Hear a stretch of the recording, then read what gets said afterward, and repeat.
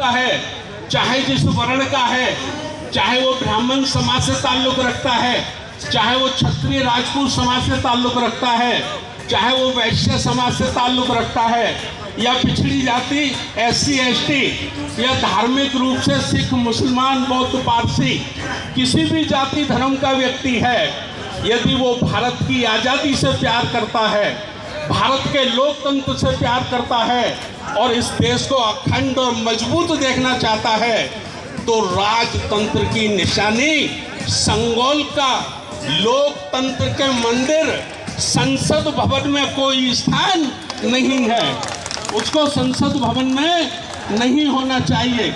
अगर किसी की आस्था उससे जुड़ी है तो आप लोग राम मंदिर बना रहे हैं, बहुत भव्य राम मंदिर बना रहे हैं, आप राम मंदिर में लगा दीजिए उसको, हम आपका स्वागत करते हैं, सम्मान करते हैं, हमें कोई ऐतराज नहीं है। और उससे ज़्यादा प्रेम है, इससे भी ज़्यादा प्रेम है तो आपका हेडक्वार्टर है नागपुर में, आप नागपुर में अपने हेडक्वार्टर में लगा लीजिए, हमें उसका कोई ऐतराज नहीं है, हम आपका सम्मान करते हैं। लेकिन ये जो संसद है ये 140 करोड़ लोगों की आस्था का केंद्र है, ये लोकतंत्र का मंदिर है। लोकतंत्र के मंदिर में राजतंत्र का प्रतीक चिन्ह नहीं होना चाहिए। वो किसी भी समाज का व्यक्ति है, अगर देश की आज़ादी से प्यार करता है तो इसको इसका विरोध करना चाहिए। तो हमारी ये मांगे हैं और इसीलिए हमने नारा दिया है, संविधान बचाओ देश बचाओ, लोकतंत्र बचाओ देश बचाओ। ये लड़ाई किसी राजनीतिक पार्टी की नहीं है, हम लोग गैर राजनीतिक हैं, लेकिन ये लड़ाई व्यवस्था की है, ये प्रश्न व्यवस्था का है। व्यवस्था संविधान के अनुसार चलेगी, व्यवस्था किसी एक व्यक्ति के सोच के अनुसार नहीं चलेगी। जो संविधान कहेगा वही हमको मानना होगा। दूसरा, हमारा निजीकरण, आप देश की संपत्ति को 1, 8, 10 व्यापारियों के उद्योगपतियों के हाथों बेच रहे हैं। आप देखिए 20 व्यापारी भारत का लाखों करोड़ों रुपया लेकर विदेशों में भाग गए हैं। देश की संपत्ति लेकर अनेक लोग विदेशों में भाग गए हैं। क्या गारंटी है कि अदानी और अंबानी विदेश नहीं भागेगा? कौन सी गारंटी है? अगर आप सारी देश की संपत्ति अडानी और अंबानी को दे देंगे और ये फिर चाइना, चीन, अमेरिका, अफ्रीका को बेचकर भाग गया तो देश का नुकसान होगा, भारत के एक एक व्यक्ति का नुकसान होगा। इसलिए निजीकरण को बंद किया जाना चाहिए, राष्ट्रीय शिक्षा का राष्ट्रीयकरण किया जाना चाहिए। और हमारे आदरणीय योगेंद्र उपाध्याय जी ने, यादव जी ने ये कहा है जातिवार गणना हो।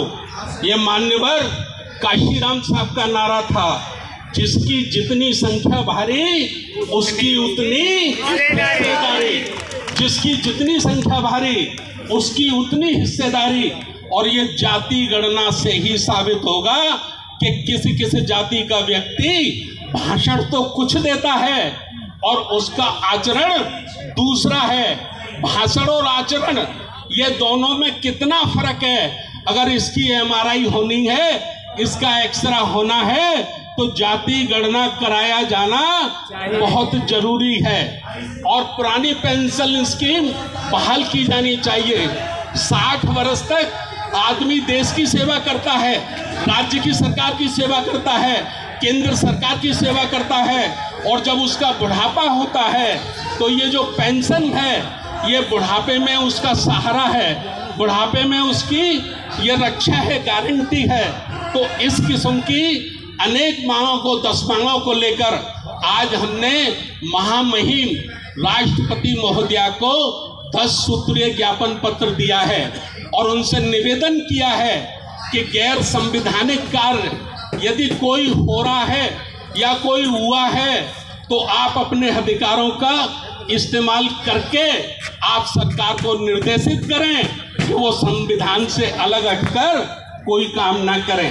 मुझे एक टीवी चैनल के साथी ने पूछा कि सुप्रीम कोर्ट में आज बाबा साहब डॉक्टर अंबेडकर की प्रतिमा लगी है, आप क्या कहना चाहते हैं?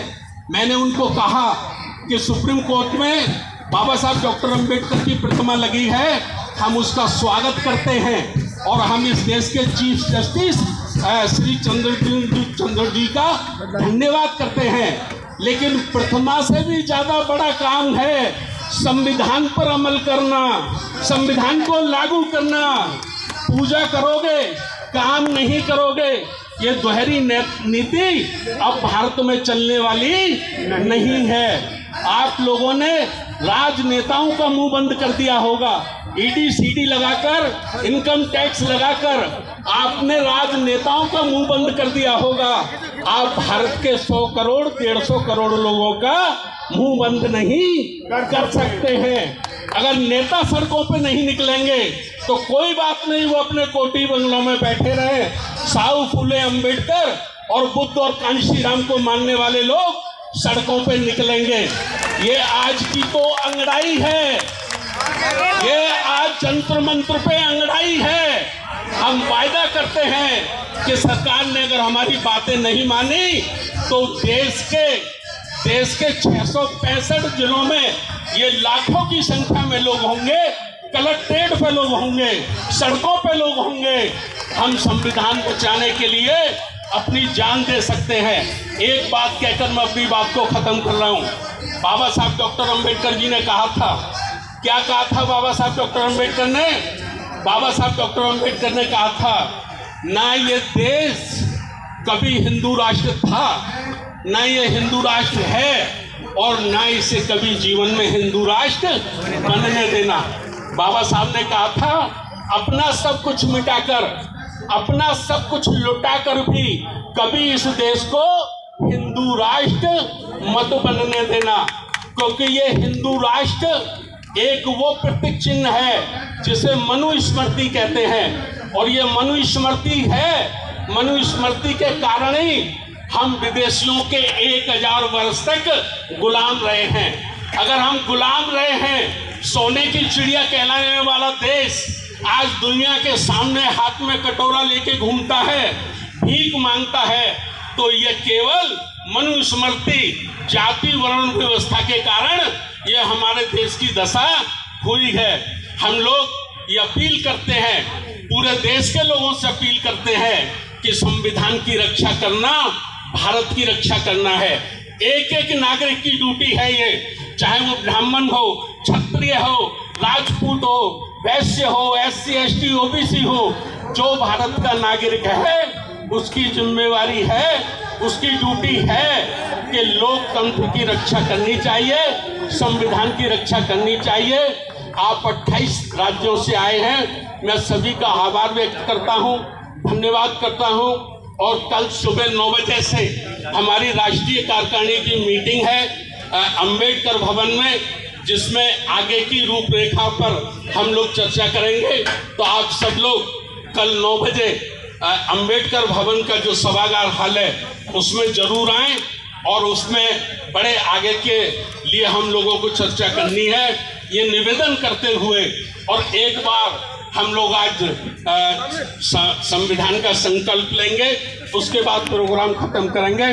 पुनः मैंने तो तय कर लिया है, मैंने तय कर लिया है, एक बूंद खून की जब तक मेरे जिस्म में रहेगी मैं इस संविधान पे उंगली नहीं उठने दूंगा। जय जय जय जय जय भीम, जय जय जय जय जय भीम, बाबा साहब डॉक्टर अंबेडकर। एक उंगली जब तक रहेगी संविधान पे हम उंगली नहीं उठने देंगे। हमने तो ये तय कर लिया है। और इस संविधान को, इस लोकतंत्र को जो ताकतें, जो व्यक्ति नुकसान पहुंचाएंगे, हम उन्हें कहना चाहते हैं या तो वो अपने आप को बदल लें, वरना उनका बड़ा इंतजाम कर देगी ये देश की जनता, बड़ा इंतजाम कर देगी। मैं ये निवेदन करता हूँ। बहुत बहुत धन्यवाद, सभी साथियों का आभार। जय भीम, नमो बुद्धाय, जय भीम, जय भारत, जय संविधान, जय संविधान, जय संविधान, जय संविधान, जय संविधान, जय संविधान। बहुत बहुत धन्यवाद।